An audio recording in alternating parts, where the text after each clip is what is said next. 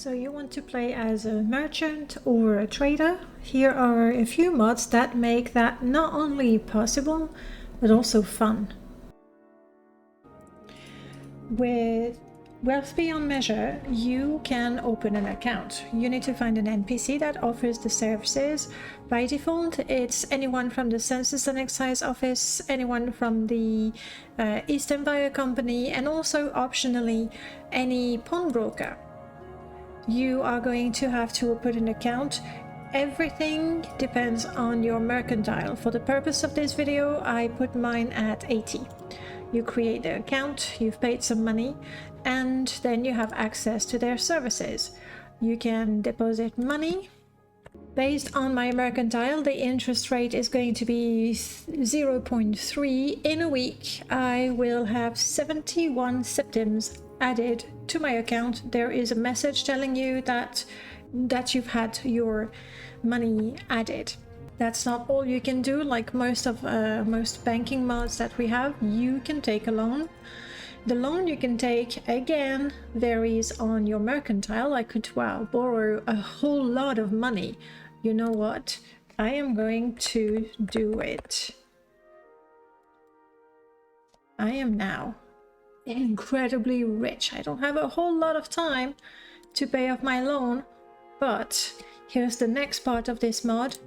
You can invest. You have a number of goods. Each of them have different prices, and their volatility varies, meaning their prices may swing greatly one way or another.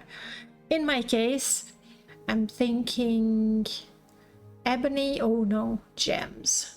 I'm going to invest also in glass. Spirits. Oh, everybody wants booze. Let's see what happens when we wait a week. It's been only 4 days. Ooh, gem, not great. Not great at all. However, spirits and glass doing amazing. Let's wait for the end of the week. Alright, my mercantile improved, obviously.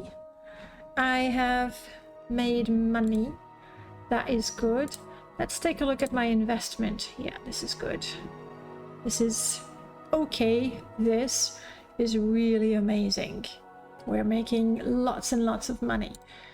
These are going to be reset every 14 days, which means that you want to come back and cash in, assuming you've invested in the right types of goods. You want to cash in before 14 days when everything resets. Another feature of the mod is it includes paper money. Now, coins are going to have a weight. You can configure that. Paper money can have a weight. It's lighter by default. When we have this much paper money, we want to turn that into septims. But before that, paper money is used seamlessly when bartering, and is also used seamlessly for services. So after nearly 2 weeks with my successful investment, I actually have nearly 30,000 septims in the bank. We still have our shares that we didn't sell. We'll hope that next time prices will go up. Finally, if you go in your menu, you see you have access to a whole lot of settings. You can change the interest rate, you can change the weight of the money, you can change how much the mercantile skill is going to influence everything. You can tweak it to exactly what you want. Oh, you can increase also the rest period for the shares.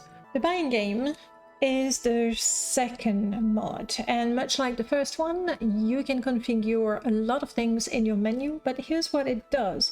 You're going to have more and more features as your mercantile skill improves. If your mercantile is really, really low, you don't even know the value of the things you have.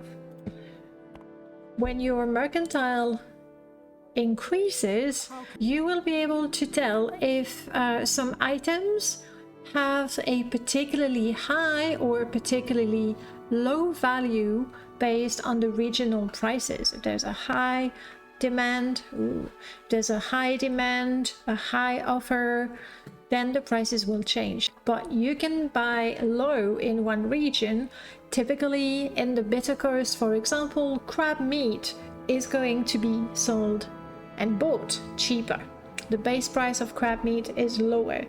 But if you are in the West Gash, creche, for example, might be cheaper. When your mercantile increases even more, you may invest in a shop. This works exactly like in Oblivion. It will increase the amount of daily gold the merchant has for you. And my favorite feature, when you become a master of mercantile, by default it's 100. You can change that in the stats, in the menu. Let's talk to somebody who is not a trader so you can see what happens. Anyone and everyone will be willing to sell you anything they own. So they have the barter menu. She's not a merchant, so she has 0 gold, but you see she's willing to sell me everything she's got, including what she's wearing. It's up to you whether you want to take advantage of that or not. But if you are in the house of an NPC, then they will be willing to sell you any items that belongs to them. If you're doing a quest where you are asked to steal something, as a trader you may choose to buy it, and you can take the really cool gear that NPCs have without having to murder them for it. The next mod is called Consignment Chest. You will place items in that chest.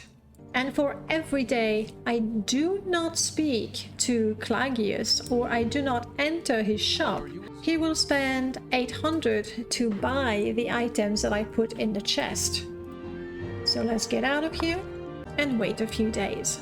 Obviously, you would get a better price if you talk to him and you negotiate the prices down.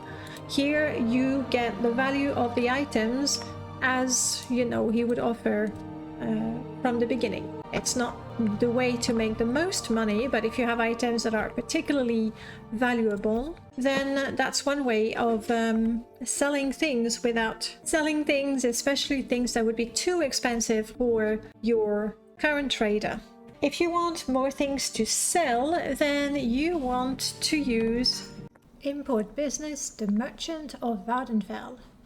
With this mod, you will be able to import items in bulk from Cyrodiil. To be able to do that, you need to get the import permit, and you need to have it with you when you use the ledger.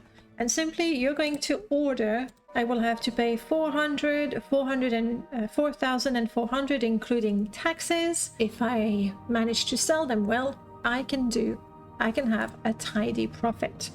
What you need to do then is wait for your shipment to arrive. Any day soon. My shipment has arrived. You go and collect it.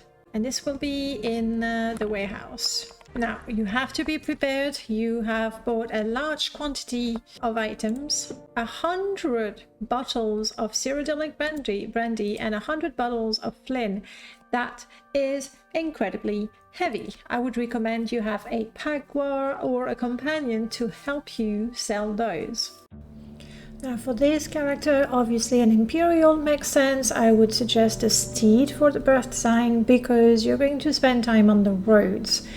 The win conditions can be anything from becoming a millionaire to owning a lavish homes. The handicaps I would recommend are you don't fight, or at least you avoid conflict. You want to have an escort to protect you. You are lawful. You don't raid tombs. You don't loot bandit caves. You don't scavenge Dwemer ruins. You don't even use the Cripper trick, you know, where you sleep for 24 hours so you can sell something more expensive, rinse and repeat. You don't drop things on the floor so that you can sell them the next day. You know the hack. Now, if you invest in a shop and you use the consignment chest, you can do that as a trader, as a merchant.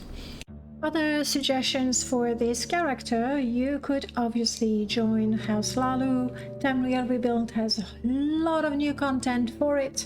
Otherwise, I would recommend roleplay options for Great House Lalu, where essentially you will be able to fulfill those quests using your speechcraft, your money, your skills, as opposed to your sword or stealing.